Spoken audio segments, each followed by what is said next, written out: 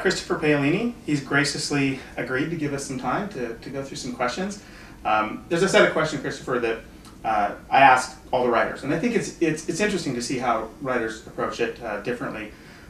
There's some things we'll talk about specific with your work, but there's a lot of folks who are really interested in, how it is you approach the craft. So we'll ask some craft questions. But the first thing I want to ask, and I think it helps me peek inside your mind a little, which is, what's the most difficult part for you of writing Inheritance? I mean, it was the last book of a series, so just actually ending the story was a unique challenge that was a challenge I had not faced before. So that was definitely something that I struggled with a little, because even though I've written books before and published them and had nice endings to each of the books, I've never actually ended a story before. Yeah. So that was a challenge. But I think the biggest challenge with Inheritance was the same challenge that I faced with all the books, and I think that most writers face, which is the need for consistency and persistence. It's very hard to sometimes sit down and work on the same thing day in, day out for years. Yeah. Monotony is boring, variety is interesting. So, you want to go play Xbox, you want to do some drawings, you want to hike, you want to be with your family, you want to try writing all those hundreds of other stories bouncing around inside your brain, but no, you have to work on the same thing every day. And I was certainly tempted at times to try something else, but I knew if I didn't finish Inheritance that the fans were going to, rend me from limb to limb. Yeah, that's right. And post it on YouTube. Well, maybe that leads well into the next question, or maybe it doesn't. Maybe it's a non sequitur. Here's the thing. I'm very interested in this idea of fiction as autobiography. And a writer I had a conversation with years ago by the name of David Morrell has a writing book, and he's got a chapter on this. And it's not, I think some of the writers I talk to believe that the question has to do with a thinly veiled sort of, this is my life, but I'm making it a fantasy. David's idea is different than that. It's, maybe not at the time you write it, but with hindsight you go back and you can see how the person you are or were at the time that you authored the work influenced it maybe in subtle ways or, less obvious ways. Well, I'm sure that happens on an unconscious level for me, but I'm also very conscious about it too, because stuff that happens to me in my life, I put it in the books consciously all the time. In my first book, Eragon broke his wrist. Well, I broke my wrist at one point. In my second book, and I'm just picking random examples here, in the second book, Eragon and Saphira and the Dragon Glader, they fly to this scree field on a mountain, and it's covered in orange, like neon orange and yellow lichen. Well, I actually found a scree field like that while hiking. Is that right? And one of the reasons to do this is not just to be, literally to say, my life is so important I have to put in the books. It's that you have a personal experience and it gives you sensory input that you wouldn't necessarily be able to imagine on your own. So it's basically the old adage, write what you know. And repurposing, and even sometimes if you use it in a way that someone who knows your life would not recognize, you maybe can take an initial inspiration and then repurpose it and reimagine it and use it in a way that isn't immediately obvious, but it still provides some actual physical basis for what you're describing or talking about, or emotional basis. That happens to me all the time, and that's one reason also I'm grateful that I've grown up in one way one way I'm grateful that the series has taken so long, because I've learned a lot more. I grew up faster than my characters, and that's allowed me to put a lot more into especially the last two books, than I would have been able to if I'd finished the whole series when I was, 21, 22. Yeah. So, you've been at this over the 4 books for 10 years? Well, I started at 98, so we're actually coming up on 13 years. So the question is, and I know you're a reader, over that time, what are your observations about how, if at all, the genre itself has changed? I haven't had as much time to read since writing this series as I would have liked. That's fair. But I think that there's certainly, more large books being written in fantasy. It used to be, you go back to the 60s and 70s and even 80s, and you could have a book like A Wizard of Earthsea, which I think clocks in at 50,000 words, 47, 48,000 words. Yeah. and it's a perfect book, basically. Nowadays, that's barely a short story.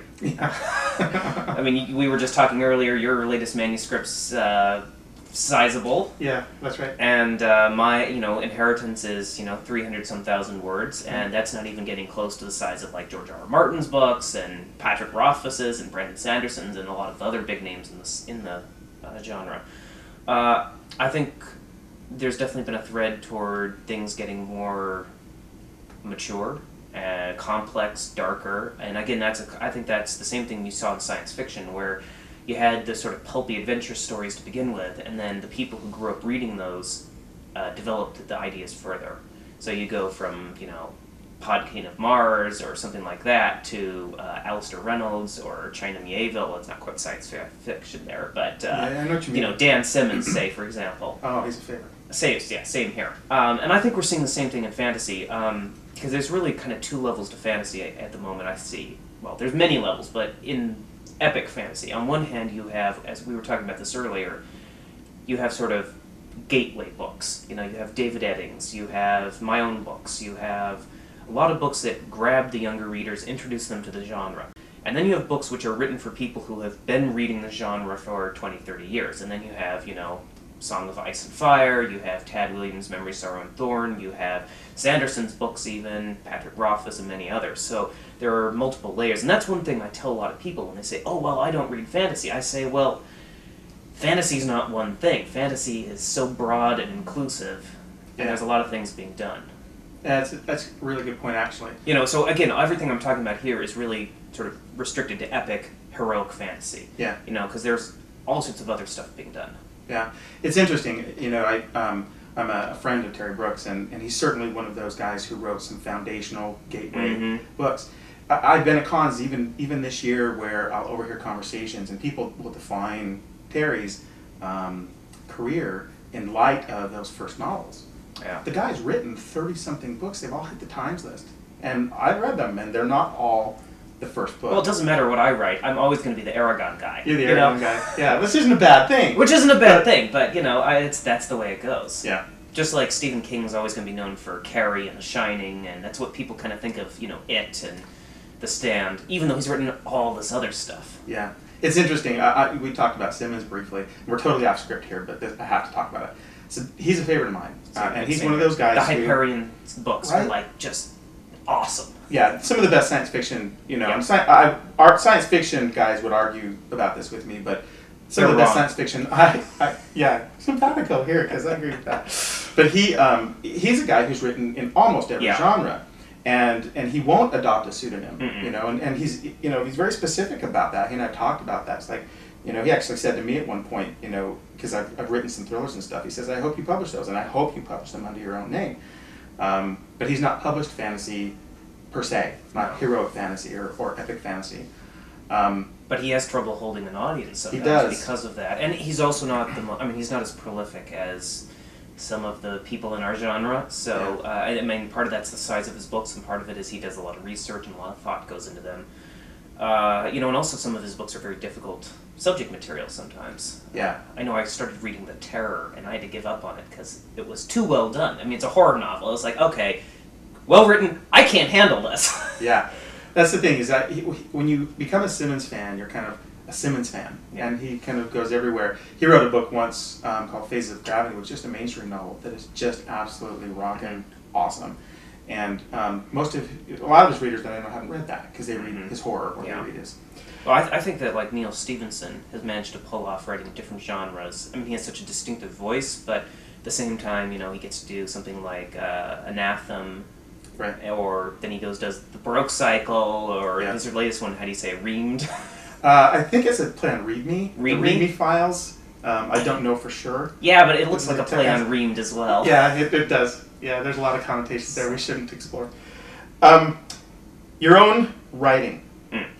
So you've been doing a while. We talked about how the field's changed. How has your work changed? You talked about, you've kind of grown personally and you've been able to infuse the novels, but in terms of craft, are there elements of craft you feel that have gotten stronger or that you've looked at differently over the 10 years? Yeah, and I think a lot of it just comes from practice, from solving the same problems over and over again. Very basic technical problems like how do you get a character in and out of a room? How do you describe a horse? How do you initiate, pace, structure, and end a piece of dialogue? Every single encounter is always slightly different than the other ones within even within the same story. Yeah. But you solve the same problems over and over and over again, and you start finding what works and what doesn't for you. And for me, I knew when I started out that for my age, when I published Eragon, was a great marketing advantage, but it was a great disadvantage from a creative standpoint because I was sort of deficient in two main areas. One was simple life experience, and there's just no way around that when you're 15, 16. The other one was related, which is technical deficiency. I did not have the technical tools I needed, and I knew that, so I have spent this whole series basically scrabbling as hard as I could to learn as much as I could about editing, grammar, writing, and I've had some missteps along the way. I listened to a writing course, a course on writing before I started Inheritance, and totally threw me off track. Interesting, yeah. I had to rewrite the first 2 chapters of the book because I completely messed up my writing style. I did learn some stuff from it, but messed up my writing style. I'd say technically what's changed is more independent clauses, greater clarity of thought, greater density of information. There's a lot of description in fantasy usually. Yeah. And so when I started off, I was imitating that, but I wasn't able to, and I was just sort of scattershot, oh, here's a whole paragraph or 2 describing the sign hanging over the tavern. Why? No reason. Yeah. Now, I have a lot of description, but it's much more targeted. How to handle traveling, pacing like that. Better control point of view. When I started out, I did not understand the difference, for example, between third-person point of view and limited third-person point of view. Things like that. Yeah. Lost my fear of adverbs. I gained a fear of adverbs, and then I lost my fear of adverbs. I lost my fear of passive voice as well. I grew terrified of it for a while, and now I understand it, and now it no longer scares me.